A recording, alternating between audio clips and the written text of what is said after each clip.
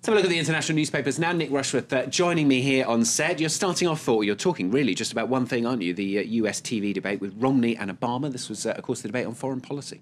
Well, if Obama emerged victorious in this debate, with the edge perhaps, the pundits are still out, of course. We'll see how that emerges over the next couple of days. But it could well be down to a couple of quips, what are called zingers, that he punched at his rival. The Daily Mail, as lots of press papers, is covering this there. You can see the two guys having their debate. The Daily Mail saying it's war.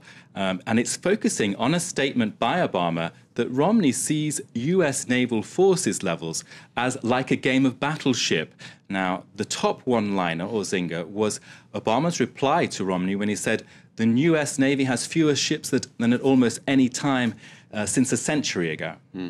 And the riposte, well, Governor, we also have fewer horses and bayonets. Because the military's changed, indeed. And it kind of lit up the Twitter sphere, didn't it, with this hashtag horses and bayonets. At one point mentioned more than 100,000 times a minute. It's incredible, isn't it? Well, zillions of tweets, and I can only choose two. So I'm going to start out with this one. It's by Matt from Virginia Tech, and there you can see, you know you're a terrible Republican when a Democrat just bitch-smashed you with a USS Ronald Reagan aircraft carrier. So playing the Republican card there, of course, Obama. Sure. And the second one, again sent during the 90-minute TV debate in Florida, was by Pierre Novelli, who wonders why neither candidate yet has commented on the threat of Prussia or the Ottomans. So there, of course, Obama scoring a major zinger against Romney. And another zinger, another punch, Cold War rhetoric, this one was. Well, Romney said a few months ago that the biggest geopolitical threat that the US faced was Russia.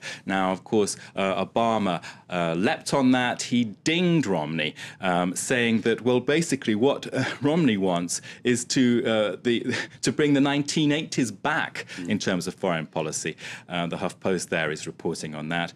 And again, the Twitter sphere lit up. I can turn to a couple, one picking up on the punchline that the foreign policy of the 1980s is what Romney wants, as well as the social policies of the 1950s and the economic policies of the 1920s. So Obama there targeting that sort of whole question of Russia and then panning it out to the broader issues of the economy and social policy. OK, sum it all up for us then, Nick. What was the pundit's overall verdict?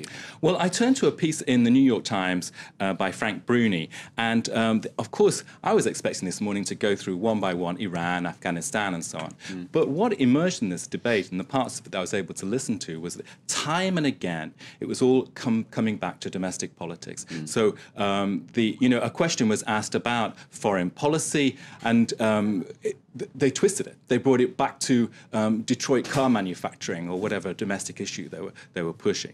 And that's the point made in the blog in the New York Times today, is that the foreign policy debate is actually a domestic policy debate. That piece is also saying that Obama came across as aloof, arrogant. He showed a distaste for the more superficial aspects of the political process, and Romney showed he was persuasive but also prickly. So a good balance there about the verdict overall. I saw another piece in Politico, also looking at this whole question of the foreign policy debate. There you can see why the debate is an anachronism, and the argument by the diplomat Richard Haas is that it doesn't make any sense to have this kind of debate, because going back to that point in the New York Times, domestic policy and foreign policy issues are so blurred now. You have immigration, drugs, climate change, trade, finance. So why have one specifically about foreign policy? And of course, as I said, the two men came back